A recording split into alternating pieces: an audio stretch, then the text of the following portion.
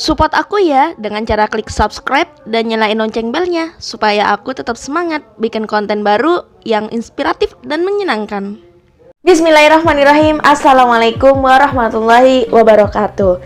Nah, di sini banyak banget wali santri yang udah menjadi santri, wali santri Gontor Putra maupun Gontor Putri. Itu banyak kayak komenan, masukan, terus direct message kayak dari DM-an juga. Itu menanyakan bagaimana tips buat Ananda-Ananda ini betah di Gontor. Nah, kali ini bakalan kita ulas di video ini, dan Bapak Ibu sekalian mohon stay tune sampai akhir. Nah, Bapak Ibu biasanya adalah teman santri atau santriwati, baik putra maupun putri, itu tidak betahnya itu adalah karena kehilangan barang. Ini kehilangan barang udah lumrah banget ya.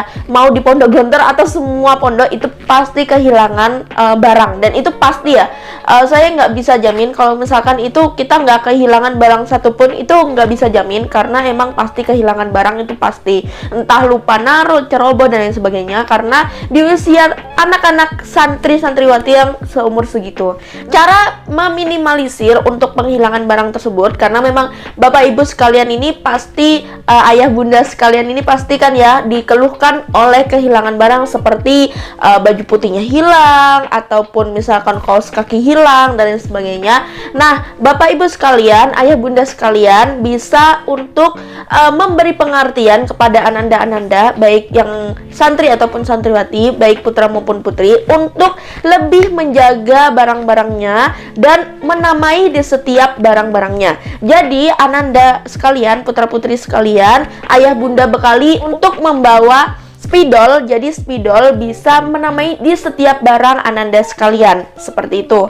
Nah, itu adalah salah satu cara untuk meminimalisir dan juga mencegah penghilangan barang. Jadi kehilangan barang itu bisa diminimalisir dengan ada namanya tersebut.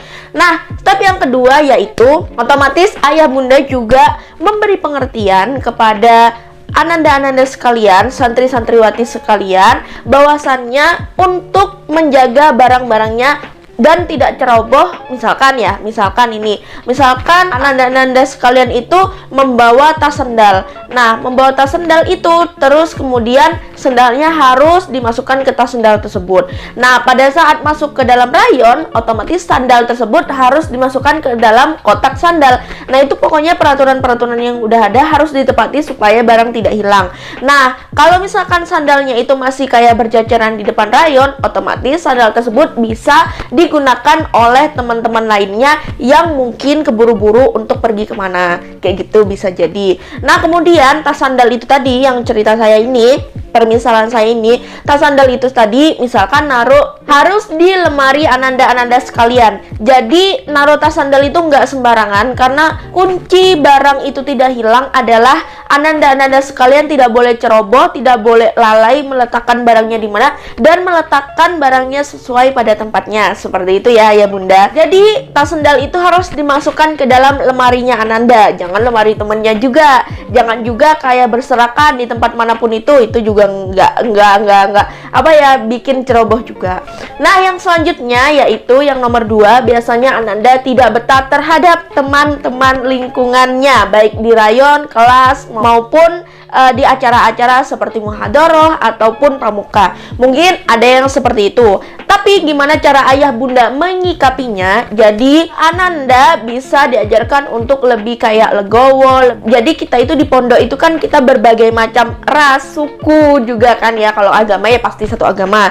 Jadi ras, suku, misalkan orang Jawa ketemu sama orang luar Jawa gitu kan, mungkin ada bentroknya dan sebagainya, karena memang itu ada dan istiadat yang berbeda, dan juga mungkin intonasi bicara juga itu mempengaruhi juga, karena memang mungkin orang-orang timur itu lebih kayak intonasinya tinggi, jadi kelihatannya kayak marah-marah, padahal enggak. Kalau misalkan orang timur bergaul sama orang Jawa kan beda gitu pokoknya.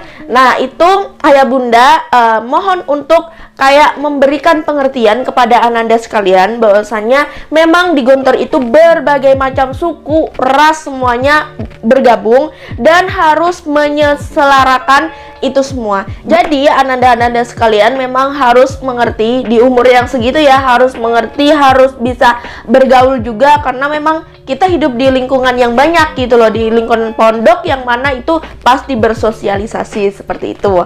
Nah, yang selanjutnya yaitu Ananda mungkin ada beberapa yang tidak betah dengan peraturannya, yang biasanya misalkan di rumah Ananda nggak Spartan gitu ya, dari habis subuh sampai mau tidur itu mungkin ada kegiatan yang ada yang nyantai, terus juga jalan-jalan sama keluarga gitu kan ya. Tapi di Gontor Ananda itu diajarkan untuk menggunakan waktu sebaik mungkin dari setelah subuh, sebelum subuh malah ya, sebelum subuh sampai mau tidur lagi dan terus seperti itu. Jadi di sini tuh ayah bunda bisa mengertikan pada Ananda bahwasannya di Gontor adalah tempat untuk mengatur waktu yang memang sangat efisien dan sangat bermanfaat untuk kehidupan kita kelak. Jadi teman-teman alumni yang sudah cerita ke saya itu bisa mengaplikasikan karena memang kegiatan di Gontor itu padat dan memang harus membagi waktu itu sangat-sangat ekstrim.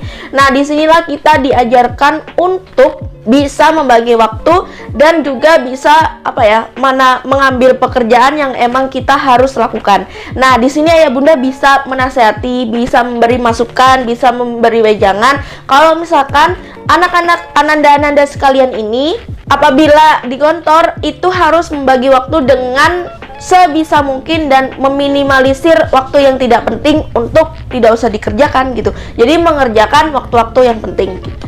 Nah, untuk peraturan juga ini karena memang peraturan di Gontor itu kan ketat banget ya, ketat.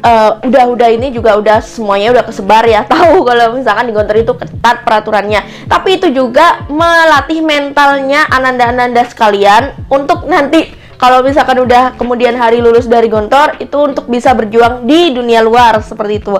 Jadi ayah bunda bisa memberikan nasihat, memberikan motivasi juga kepada Ananda sekalian bahwasannya ya di Gontor itu hanya beberapa tahun aja kan. Nanti habis itu setelah udah keluar dari Gontor pasti menjadi orang sukses. Jadi ayah bunda bisa memotivasi seperti itu. Nah, oke, sekian dari saya, dan apabila semuanya suka sama video saya, silahkan klik tombol subscribe dan nyalain tombol notifikasinya, dan juga bisa di follow Instagram saya @caleli_nya 2 kali. Dan saya doakan semoga semua Ananda sekalian, putra putri ayah bunda bisa melangsungkan jenjang pendidikan di Gontor dengan husnul khotimah, keluar menjadi orang sukses. Amin. Wassalamualaikum warahmatullahi wabarakatuh.